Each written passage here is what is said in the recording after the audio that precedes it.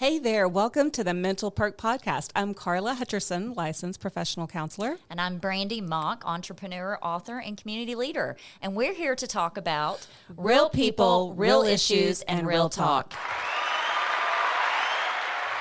Welcome back to Mental Perk. We are so excited today to have Brianne Kelly. She is from Texas, and let me tell you something. I have just been amazed with the work she's doing, guys. Everything she does, and I'm going to let her go into it more, is just phenomenal. She is an advocate for people that have been trafficked or missing, either it's a child or an adult. And, you know, I found her through Facebook because she's posting constantly about missing children and adults. And we are so excited to have you on the show. Welcome to the show. Thank you. Thank you for having me. Yeah. Can you tell us a little bit about who you are, what got you into this? Sure. I may get emotional. I didn't realize it was going to hit me like this, but I'm a mom of 3 kids, married to an amazing husband, and we live in Texas. And we got into this because we had a family member who went missing. One of them was my cousin prior years before, and then we had someone who was even more close to us that went missing. And so when we were told by the police department at the time, go home, sit down, twiddle your fingers, it's a normal teen thing, you know, that was not what a parent needs to hear. Right. So I took it upon myself to start doing my own investigating, reaching out to other police departments and other people, organizations. We really didn't have a lot of help. Mm-hmm. And going through something that drastic and a child being missing, it's very devastating. So when we get the calls, we actually know from the very first moment to the call being made to the police department to the hour that they're gone to the next hour to the first day to the second day to the third day. We know what that embodies. We know what that feeling is like. Mm-hmm. And so we not only help them find their loved one, but we give them that sense of peace and comfort. They are not able to work a lot of the time, so we help provide food, pay for some bills sometimes. Even one of the family members we worked with where their child went missing, I paid for them to get a license so that they could be at home with their children, because one of the reasons why the child said she left was because her dad was gone all the time and they had no food. So we supplied them with 3 months of food out of our own pockets and then from other charities that work with us. We ended up paying for him to get his license so that he didn't have to work 4 jobs where he could be home with his family. Wow. So this goes way beyond just just locating children. Yeah, I mean, this is way beyond that. You're actually mentoring and following up with them and trying to make their situation a little bit different depending on what the case is, right? Yeah, absolutely. Wow. Well, right now we know in Texas, Texas ranks second in the nation in trafficking cases, and 25% of those are kids. Yes, it is. And it's a $9.9 billion industry out of Dallas. There's a new agency they're looking into right now that just moved into a apartment complex, and they've taken it over. And you'll start seeing that in the news too, but they're trying to close that one down. But you have to catch the ringleaders, right? You have to catch the people who are doing it. And a lot of times it's families actually pulling the kids in. They do it through apps. They do it through kids who are depressed, sad, vulnerable, and they get that string and they're inclined to pull it. And when they do and that child accepts it or that adult accepts it, that's when you have the problems. I think you bring up an interesting point, because what we know, and I looked up some stats on kids, but 1 in 3 are exposed to social media before the age of 5. Correct. 1 in 3 are likely to have an unwelcome sex experience by age 18. And the younger that they start on social media, there's a correlation with those that are getting trafficked or they're getting exposed to predators online. That's correct. And 43% exposed to inappropriate sex content by the age of 13. Yes. So this social media that everybody is, you know, all the kids are on it, right? And what we're doing is just opening the door for our kids to be exposed to all of these things. And if we think about it, the median age for kids getting a smartphone is 11 years old. It is. Yeah. My son was 12 or 13 when he got his, and I was very cautious. Like, we have every type of app that you can imagine to protect it. I check his phone often. He has seen all of this over the last 5 years. I've taken him out on cases so that he can actually experience that, so he can see what it's like, to understand what the importance is of what I do and why I do, and how important and dangerous that apps and even games like Roblox and stuff are. Oh, absolutely. And how dangerous they are to get kids. And so I've taken him out on some that are not so dangerous, where he can kind of actually see for himself, wow, this is what my mom is doing, and this is why my mom tells me my phone is very important to be safe with. It's really cool, because he actually comes to me and says, Mom, this is somehow on my phone and they sent it to me.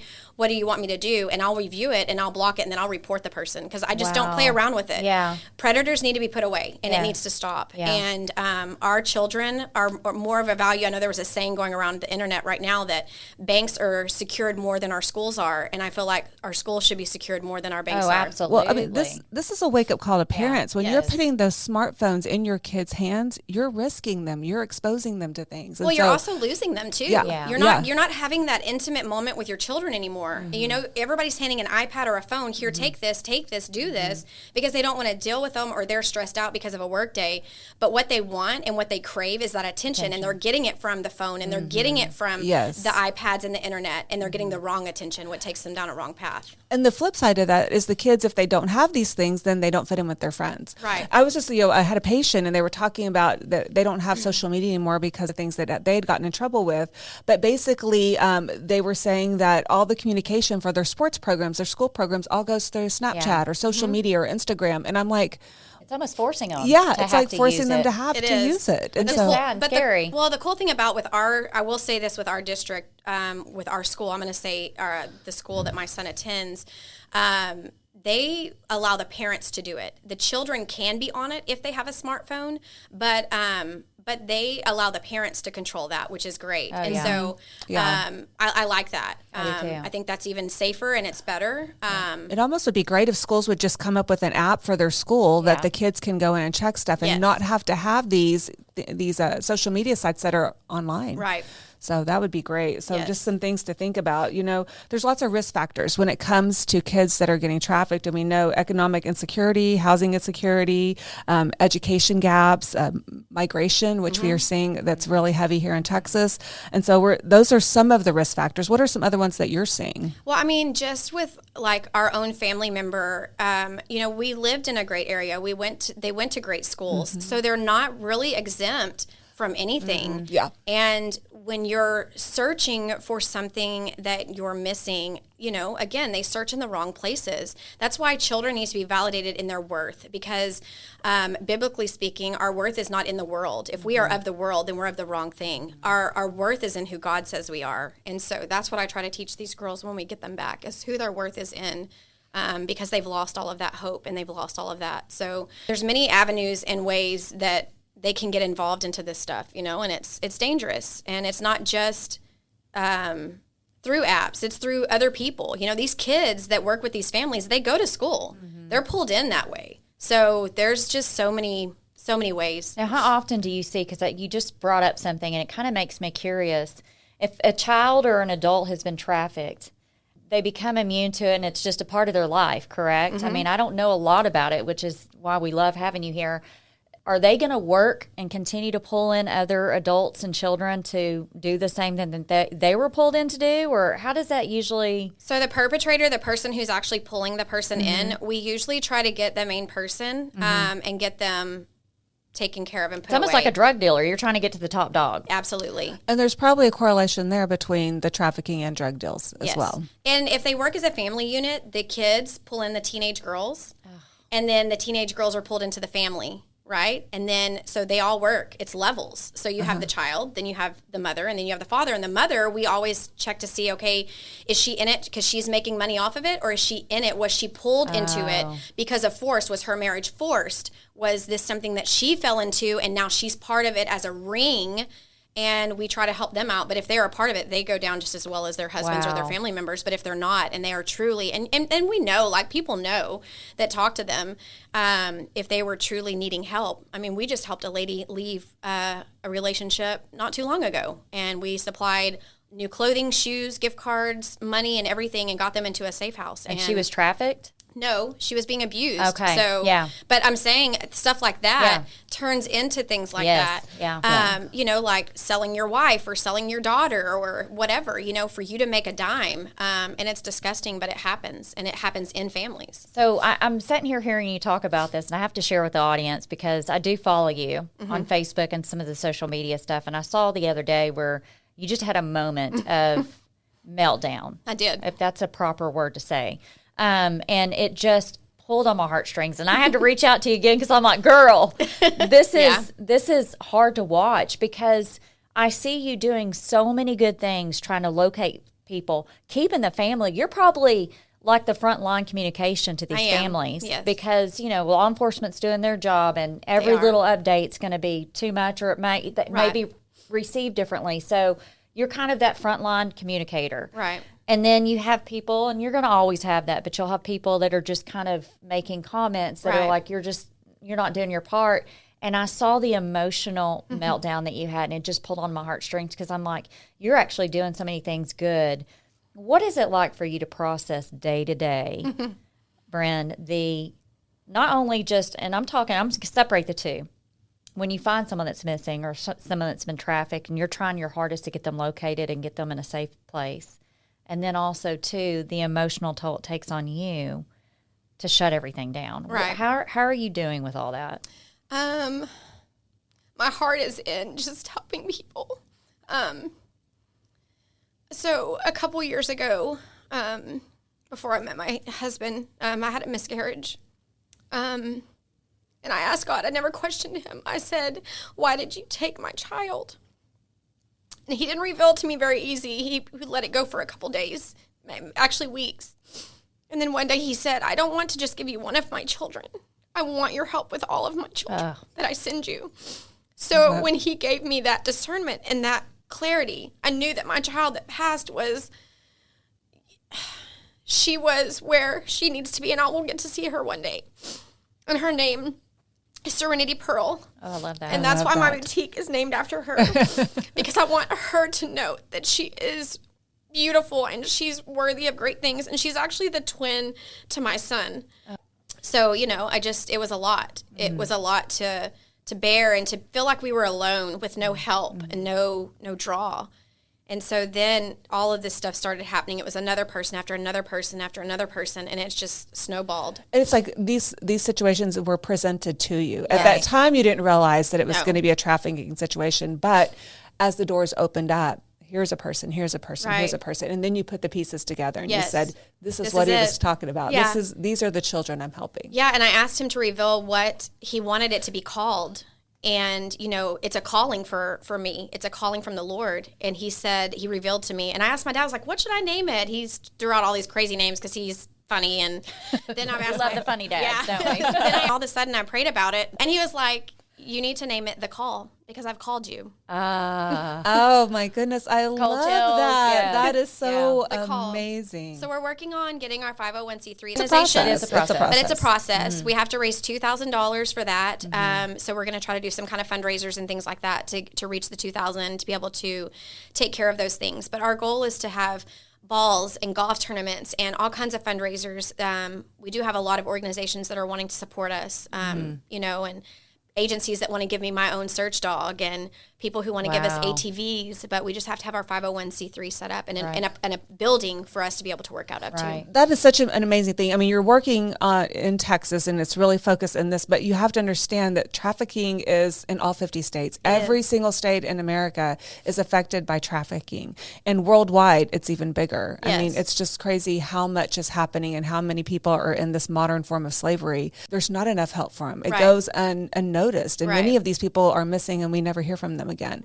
And so the fact that what you're doing here is just, as you get your 501c3, you're going to be expanding, and it's going to go bigger. It really because is. there's such a need for it. There's not enough people are doing. Well, there's nothing like it. Everybody keeps telling us what you're doing. Nobody does. Nobody does that. I met with a lady who started out just like we did, and it's a $3 billion nonprofit now that helps families. Wow. And they have a staff and everything. And when I met with her, we spent a couple hours together, and she said, there's nothing like what you do, and they need it. We need it in this world. We absolutely do. Yeah. I mean, and I want to draw attention to what is being done, because we know the trafficking hotline started back in 2007, and so now you go to places, you go to restrooms, you see in the stall doors in the restrooms, you see the numbers, and people are finding out there's little signals and signs that you can find out. Do you know any of those signals or signs that people can look for if somebody is struggling? Yeah, I think, pay attention. People are too busy and too focused on things that they're not paying attention. I actually was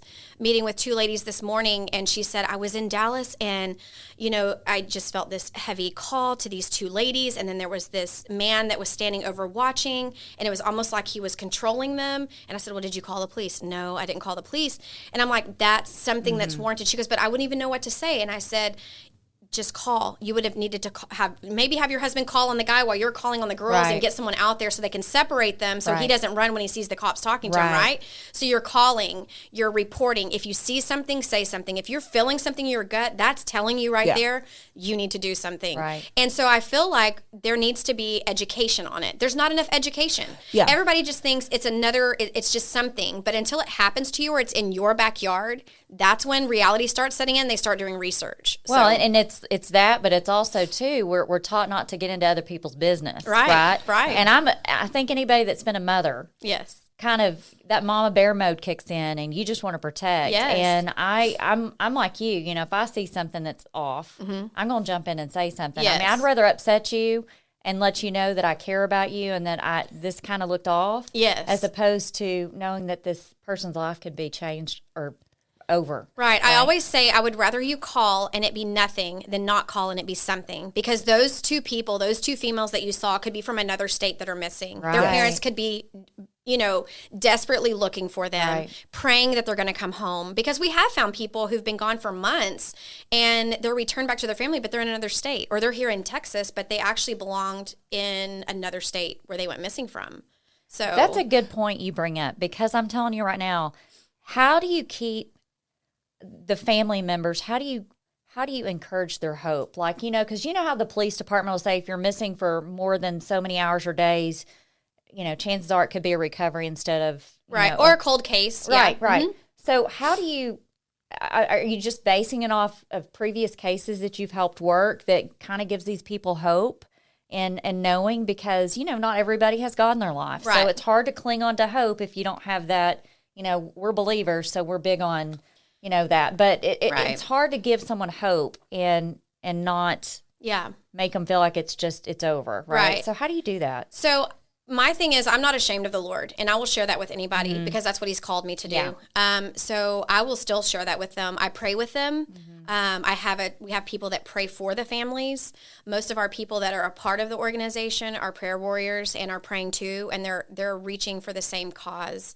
But we just love on them. We give them that compassion and that grace and that love, where a police department comes in and they're real stern and they're strong and they have their proper protocol of what they have to do, but not everybody has a proper protocol. And like I said the other day to a department we were working with, I said, they may be a file to you and they may be a number to you and they may be a case to you, but to that family, they are a human being, a loved one that is missing. And that's what we treat them as, a loved one that is missing, a human being, not a number, not a file that sits on a desk.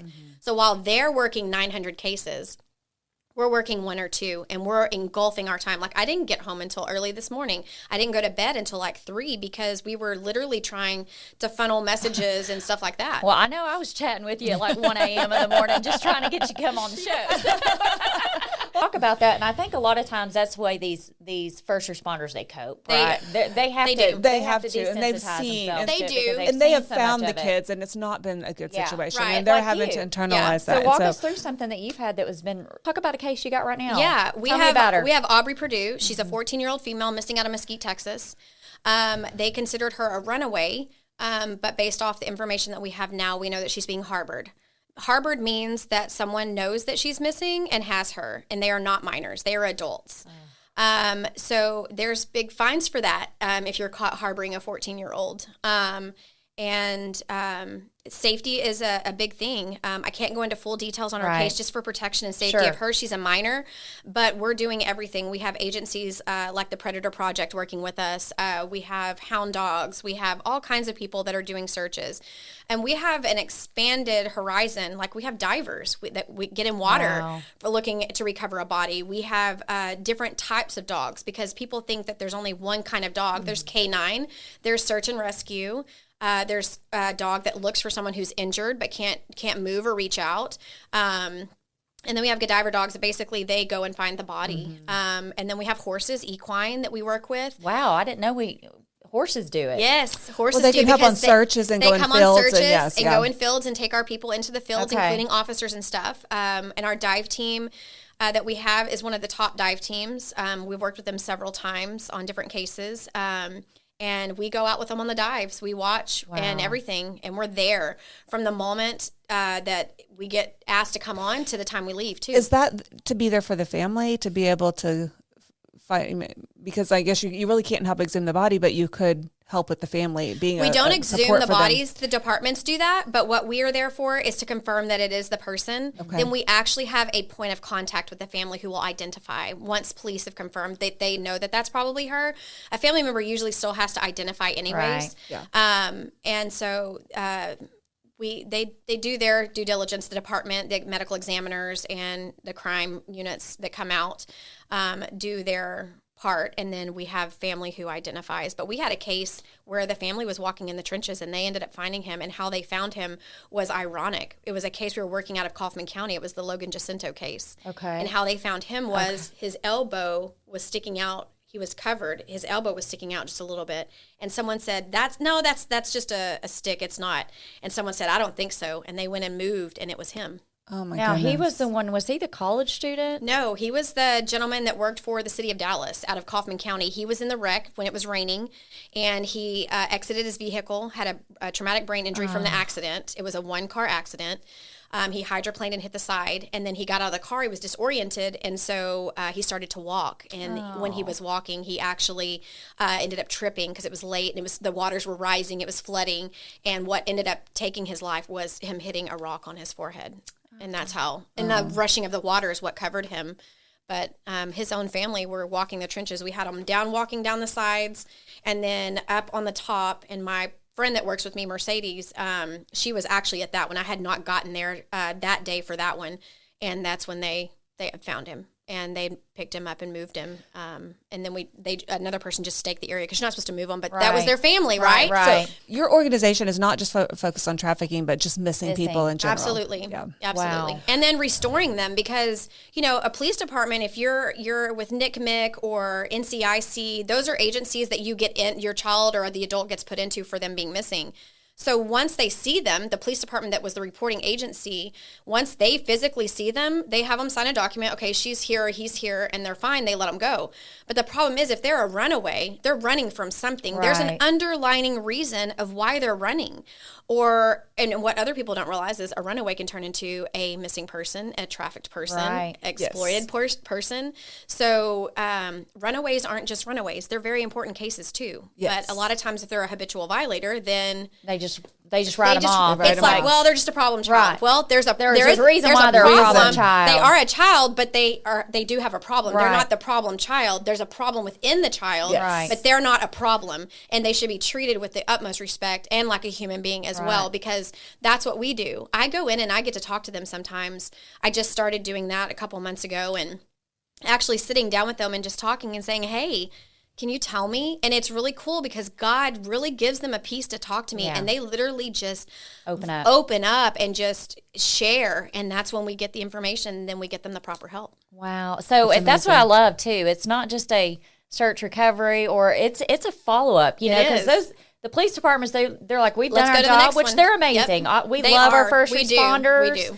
We love all of our first responders, but they're on to the next case. Absolutely. And so you guys are following up and making sure, let's figure out how to get you through this next step of life. Yeah, we stay in contact, like with the father that was doing the organization he wanted to go into for the business side of it. Well, I followed up. Are you doing it? Well, I didn't today. I was like, you need to get on it. Come on, stay on top of it. Like, I'm encouraging them too to stay, because they also have worth that they need to believe in themselves. So we're not just working with the kids, we're also working with the families. I love and that's one thing that we really want to focus on when someone's depressed, and they're going to be depressed after a situation like that, is finding a sense of mastery, finding a sense of belonging, and making sure that you have a skill, something that you can believe in yourself to build confidence. And so what you're saying about that father is, you're encouraging him to really do the work for himself. And to be his best self. I mean, I don't know what his childhood was like, right? Maybe he grew up in a home where they had nothing, and he feels like he needs to work 4 jobs to be able to provide for his family, but at the cost of you're losing your family. Mm-hmm. You don't want to look back later in life and be like, man, I worked all these jobs, but where's my family now? Mm-hmm. I want to be able to look at my family and say, this is my family. This is whom I'm proud of. This is whom I've helped create and grow and mature. And and work together, because money will come and go, jobs will come and go, but your family is life, and you only have them for so long. And we don't know when our day of destination is over and we head to heaven, but only God knows that. But it's very important to know what your priorities are. And it's not, jobs will be filled, right? But family is important. And that's what I feel like seeing on these cases. A lot of times there's family disconnect there, or something tragic has happened. A mother has died, a father has died, or there's been abuse or neglect. And, that's interesting you say that, because I want to go into this, because a lot of people put this label on the kids that are trafficked or missing or whatever is going on. There's this label that they've got a troubled home, something's going on. Tell us about the ones that, it's not just a certain geographic or, where they came from, anything like that. Tell us about some of the stuff that you've seen that, people would be surprised to hear, as far as children or adults at, let's say college, popular, whatever. Because I think there's this label put on that it's a troubled person, and it's not always. No, it's not always. It's not always a troubled person. I feel like sometimes it's just they get in with the wrong crowd or the wrong group or the wrong app or the wrong thing. But I feel like too, family involvement is important. With kids being missing, it's not always perfect, these perfect families, or they portray on the outside that they're perfect. There's a lot of other underlying issues that happen and why these people go missing, and that's what we try to get to. Yeah, and a lot of the causes are what y'all are talking about, like not having that social safety net, not having that connection or belonging. That is a huge risk factor, in addition to some psychological, emotional abuse, all of those kinds of things. So there's so many different risk factors, so many different reasons people get in this situation. And so we really want to call attention to that and help people understand that you can't decide what that person's story is, because everyone's story is so individual. Right. Yeah. And so we have to really think about that. I also want to get back to some of the signs that people can notice when someone is being trafficked.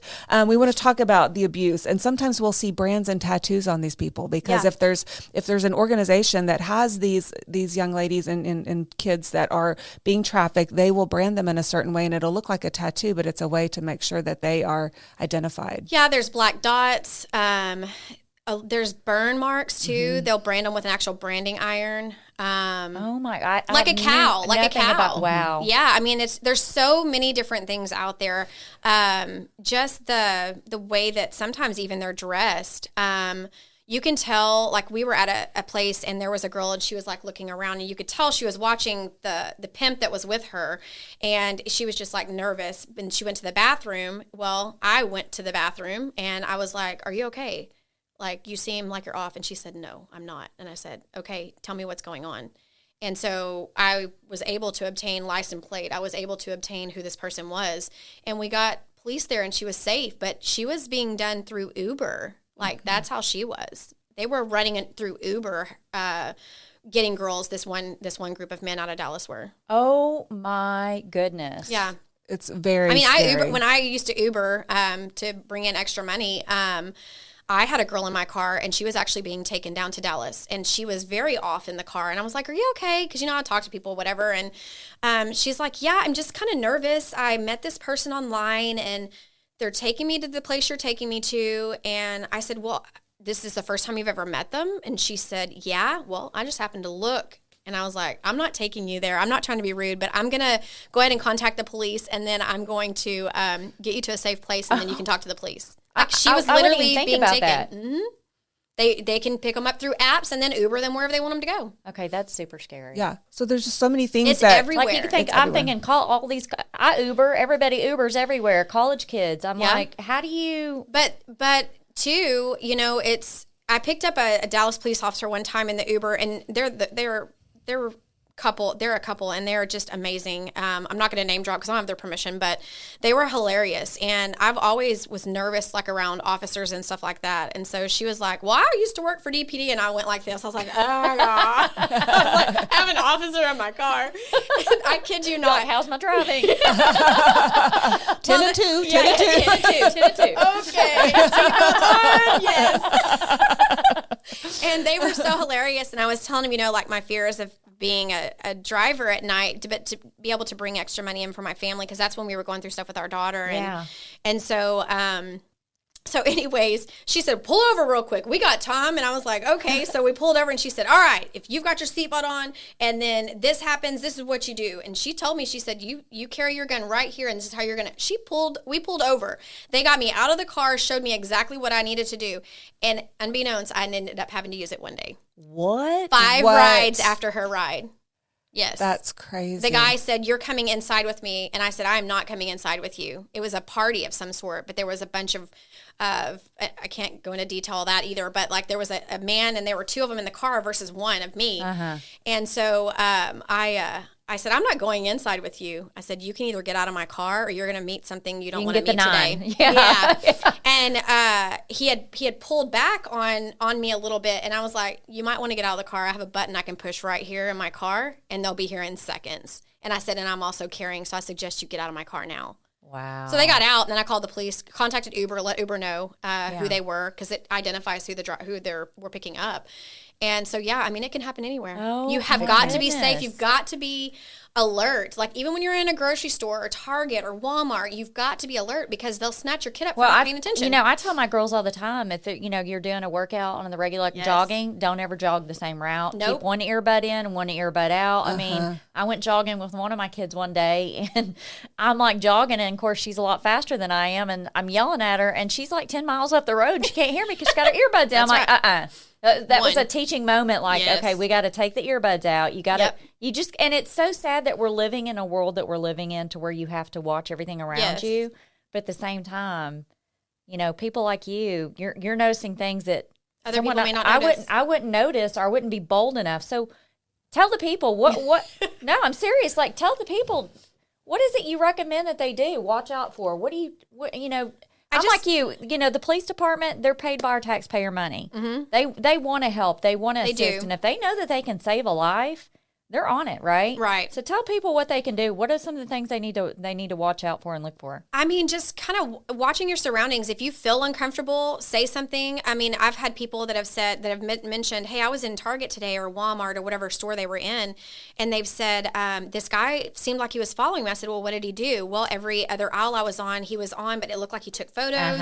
And I said, then that warrants a call. You need to be doing that. And she said, well, then I started to walk out to my car, and I noticed that there was someone that wasn't parked near my car but was in the car, and they were watching, and then the person that was following me was watching. And so she said, I turned around and went back into the store, and I said, I'm proud of you. I said, I'm glad that you paid attention to your surroundings and that you were watching that, but don't ever walk outside next time. A lot of things they're doing too is putting stuff on your car. Don't touch anything on your car. I've heard that. It's true. Don't put anything on your car. If someone's in the parking lot handing out a business card, don't take it. Yeah, don't take it. Watch your surroundings. Park closer. Don't park so far out, especially if you have children. I will tell you, one of the ways that they do grab women is if you have a ponytail. A ponytail is easy to pull you back and grab you this way and hold you tight. Okay, everybody. No more ponytails. No more ponytails out there. They're gone, okay? No more. If you wear the ponytail, just be cautious. I'm not wearing a ponytail anymore. I'm old. They probably won't want me, but I'm just saying. You don't think about Look, those you're things. gorgeous. They don't discriminate. Okay? Thank you. But you don't even think about those things. But this is so important that people have to pay attention to their surroundings. They do. And I think even with the COVID and all of that, we learned to just isolate. We put on, everyone had those masks on. They stopped paying attention. They stopped talking to each other. Mm-hmm. You stop seeing stuff around you. I mean, even the driving is changing. I think people are just not looking anywhere. And so I think that it's so important that we wake up and realize you have to know what your surroundings are. Yes. You have to be looking around at all times and noticing things. Yes, you do. And I think it's so important that not only do we do that to take care of ourselves, but we do that to take care of others. Right. And so people need to get their blinders off. It's time to open it back up because it's a different world. It's a different world. And we're dealing with so many different kinds of problems than we ever have with the open borders that we have. And so there's a whole new world of things that, 30 years ago we weren't thinking about. That's a good question. And, let's tap into that a little. These open borders, are you seeing a lot more activity? Yeah. You are. We are. But you're also, not only are they coming in, but they're able to get people across a lot easier. And it's crazy because we went to Mexico and crossed the border, and it's easy going in. It's harder coming back out. Yeah. We got to experience that. It's a very long line, and they have people who are standing there trying to get you to buy things and distract you. And it was very eerie. Like we got in and then I wanted out. Like we were in a line. I was like, I want out of here. Like it just did not feel safe. It did not feel comfortable.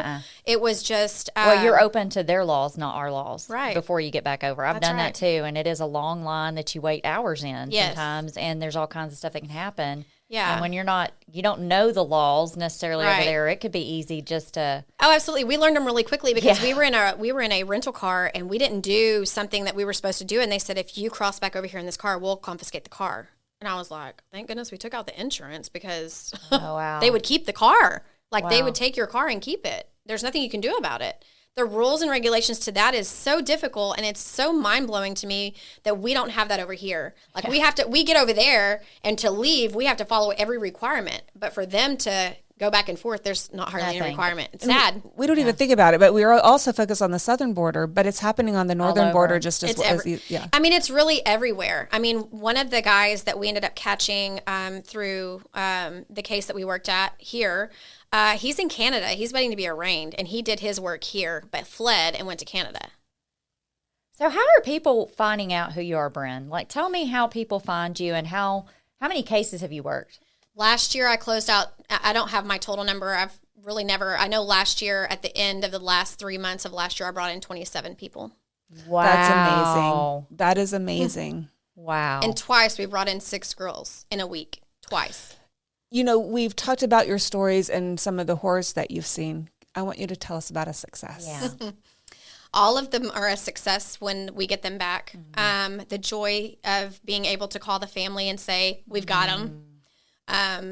And then getting them through children's, taking them to the hospital to be checked and evaluated. That is a very traumatic experience, but we're there with them. Like I sit at children's with them at the hospital until they're checked out and taken care of. We buy the family food, the daughter or son food, whoever's being checked out.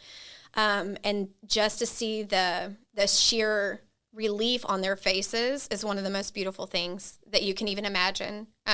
Just to know that they're saved and that they realize people really care about them.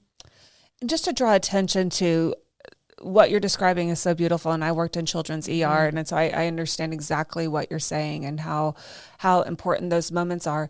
But the work that goes on the years after, because these kids are traumatized, and so it's going to be a long, long journey for them and their families.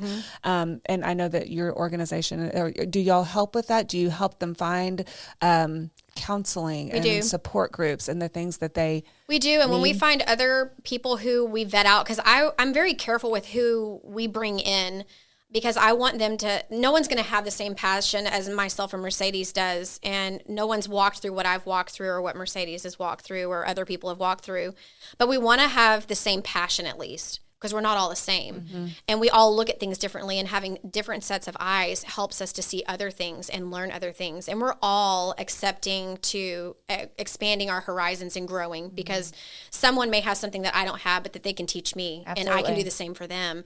And so having that respect for each other is huge. But just being able to get them the counseling or, like if they do end up pregnant, we get them the prenatal care. We have places we can send them.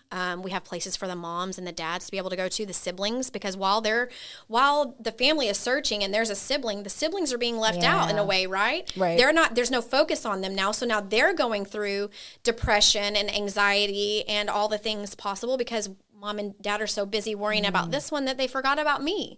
So we have stuff for all of them, and we always check on them. Like Aubrey's case, she has siblings. And so I said, well, how are they doing?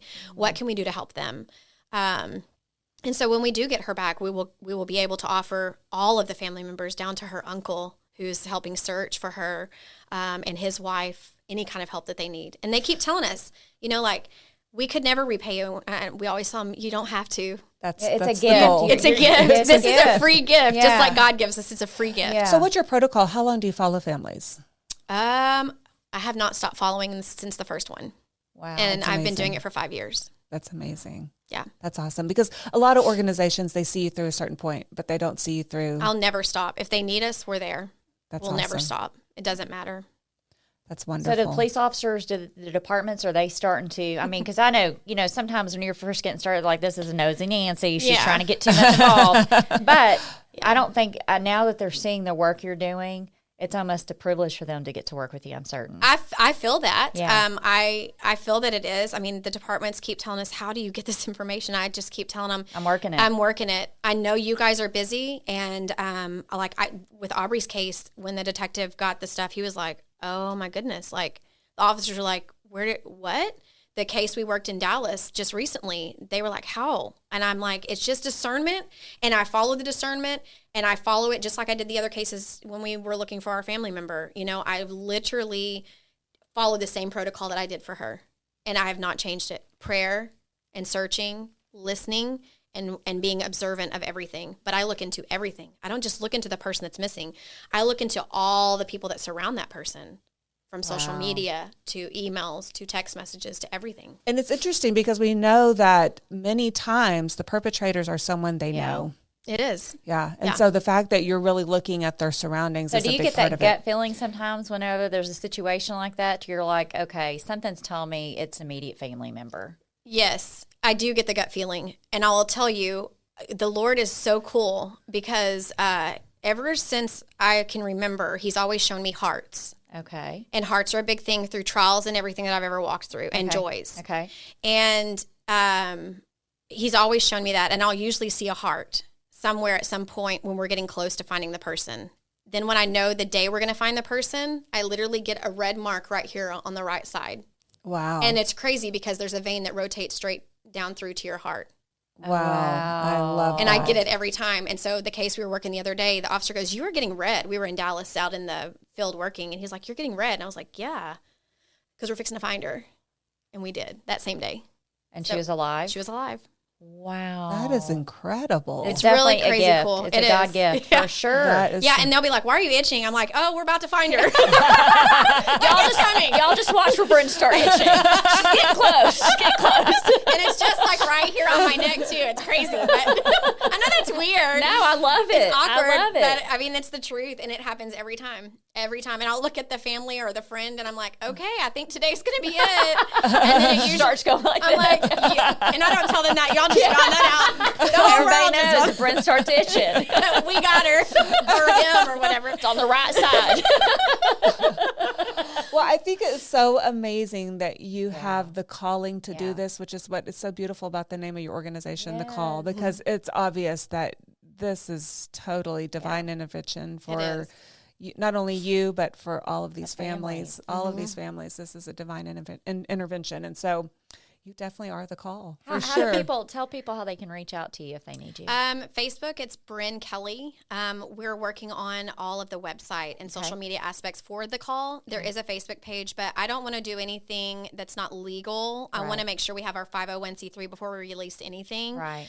And make sure we're good with the state and local things that we need to get correct with. So everyone out there, just keep following her so that she'll give you an update on that 501c3, because I know there's many of you out there that would like to donate to this cause. So hold on to those donations, watch her social media, and we'll make sure as well. Yeah, that's fine. When we get ready to post your episode. Yeah, that'd be great. And when we just finished, like I said, meeting with that organization, we're about to set up the account. Once we actually have the account underneath the name and the business name, we'll be able to take those, which will be in the next few weeks. So the 501c3 part of that doesn't have to be done to take the funding for that. So we're working on that as well as the 501c3 at the same time. So keep following her, guys. Keep following her. This is such an important topic. It's getting bigger. The trafficking numbers have just increased over the last 15, 20 years, and it's just continuing to rise, and we've got to put a stop to this. So make sure that you're following. Make sure that you're involved in her cause. It's such an important thing that we can do for our communities and for society. And thank you so much for taking the time out. Because before we leave, though, we got to have her this or that. We didn't do it. We got to do this or that. We got to do this or that. This or that.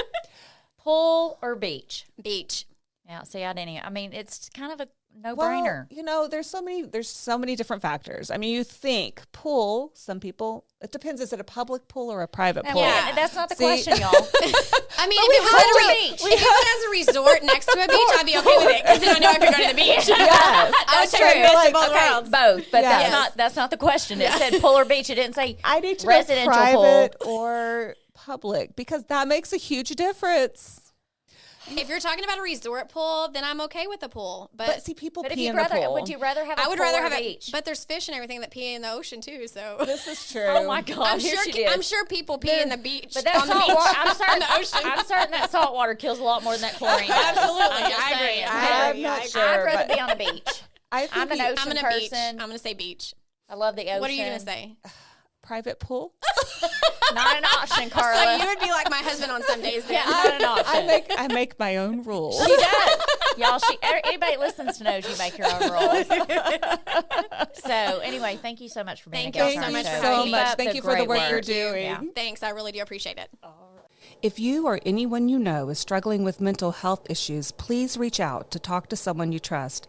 Get connected to a mental health professional who can help you find ways to cope and ultimately feel better.